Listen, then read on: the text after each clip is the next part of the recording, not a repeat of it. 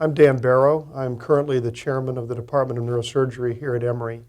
I was born and raised in a small farming community in Midwestern Illinois, a place called Pittsfield, Illinois. My father was a country doctor in that town and practiced medicine for 50 years to the day. I went to college in Missouri at a small liberal arts college called Westminster College and went to medical school at Southern Illinois University. And it was after medical school that I came to Atlanta because of Emory to do my training in neurosurgery and have pretty much stayed here with the exception of a couple of excursions for some additional training in neurology at Massachusetts General Hospital and a fellowship at the Mayo Clinic. I've really been at Emory since 1979. Joined the Emory Clinic in 1985.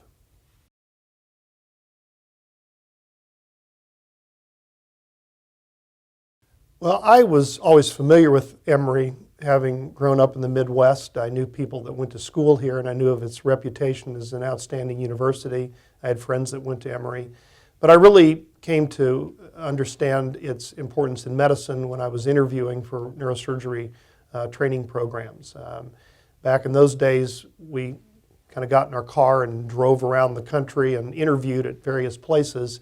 And I had spent a month at the University of Virginia and was very impressed with their training program. But upon interviewing at Emory, I was really fascinated by the large volume of patients, the diversity of the different hospitals, particularly Grady Hospital is a wonderful opportunity for training, the fact that we had a devoted children's hospital.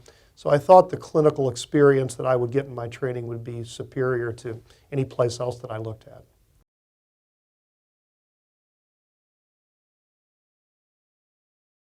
During my residency, my chairman, George Tyndall, made it pretty clear that there was a job here for me if I wanted it. And I had an interest in academic medicine from the beginning of my training and really didn't look at any other jobs. I did leave for a period of time to go to the Mayo Clinic and get some additional training, but did that with the expectation I would come back and join the Emory Clinic with a specialty interest in cerebral vascular surgery, dealing with blood vessel abnormalities of the brain, stroke, tumors that involve the base of the skull.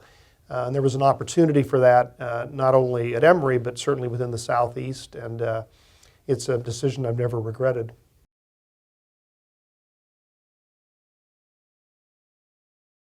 There were probably about 4 or 5 of them still working when I joined the clinic. Dr. Schroeder, Dr. Hughley, I knew, but probably the ones that I knew the best were Dr. Willis Hurst and Bruce Logue. They were still very, very active, and at the time that I joined the Emory Clinic, I would say heart was king. When you consider what Dr. Hurst and Logue had done in the field of cardiology, what Charlie Hatcher had done in developing cardiac surgery, the amount of cardiac surgery that was being done was overwhelming here, and I think it was fair to say that heart was the leader here and heart was king. Fortunately, I've been here long enough that now I think it's all about the neurosciences and brain is king. But certainly when I came here, that was those gentlemen had really influenced the pace of work in heart disease.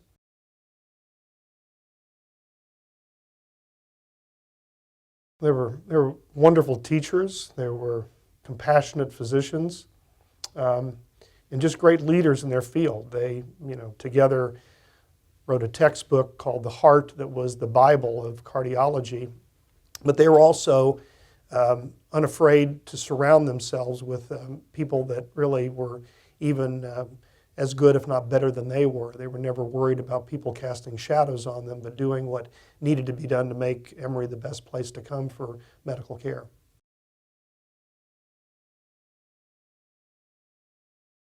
It's changed dramatically. I think originally there was an effort to make sure that the university and the clinic were really quite separate. The clinic really ran as a completely independent entity, although there was obviously a strong affiliation. The physicians in the Emory Clinic were faculty members at Emory, but financially and in terms of decision making, they were really quite separate certainly compared to the way that it is today. The changes that have occurred in the Emory Clinic over the period of time I've been here have been nothing short of dramatic. The Emory Clinic was really just a cottage industry, a ma and pa shop, if you will, when I came here. It was the business plan was one where it was a partnership. So at the end of each year, you had to zero your books. There were no retained earnings. There was no debt. All the finances were distributed, and you started afresh the next year. And that was one of the reasons for a change to a not-for-profit corporation in the mid-90s, so that the Emory Clinic could indeed retain earnings. And I would say some of us that were involved in that early transition believe that the Emory Clinic maybe took the not-for-profit part of that a little too seriously. And you can certainly retain earnings when you're a not-for-profit, but you can also accumulate debt. And some of our departments really went into the red quite a bit during those early years. And I think the most recent change has been to a real corporate structure with great leadership that we have today that prevents that from happening and manages it really like the business that it should be.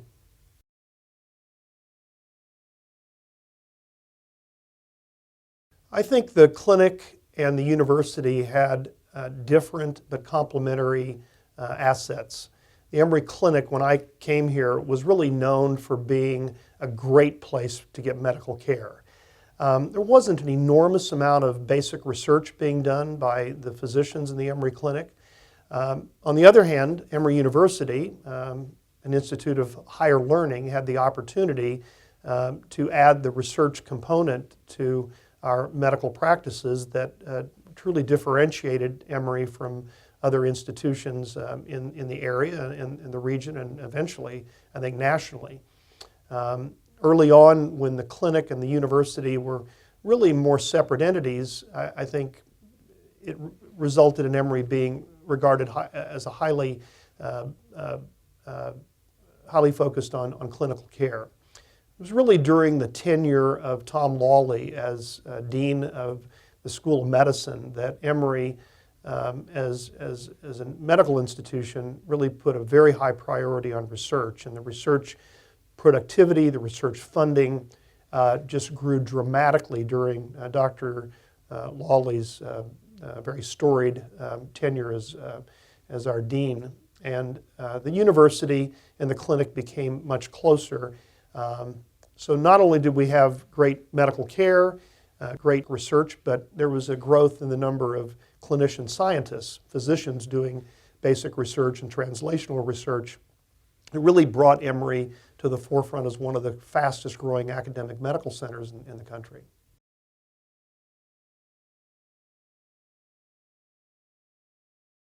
Oh my goodness, there have been so many of them. I think that Emory has had a lot of firsts, a lot of the innovative care that has been developed in American medicine. Emory has been the site where much of that was generated, and certainly in the state and in the region there were a lot of firsts.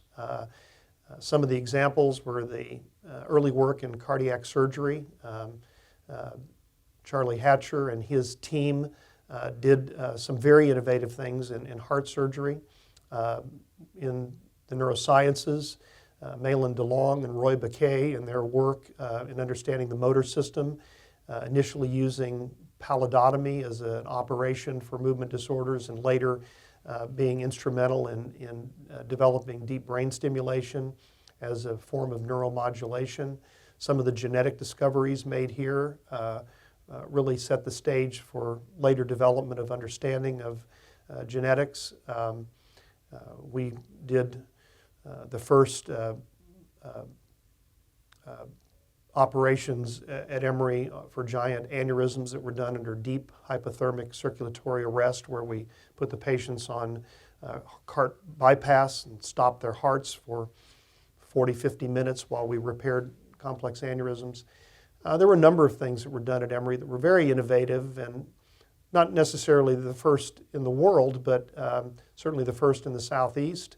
I think the recruitment of Andreas Grunzig added the endovascular component to a team of heart physicians that included Dr. Hurst and his team, and the cardiac surgeons. By adding that endovascular component, it really solidified Emory as one of the top places in the world to go for the care of cardiac disease.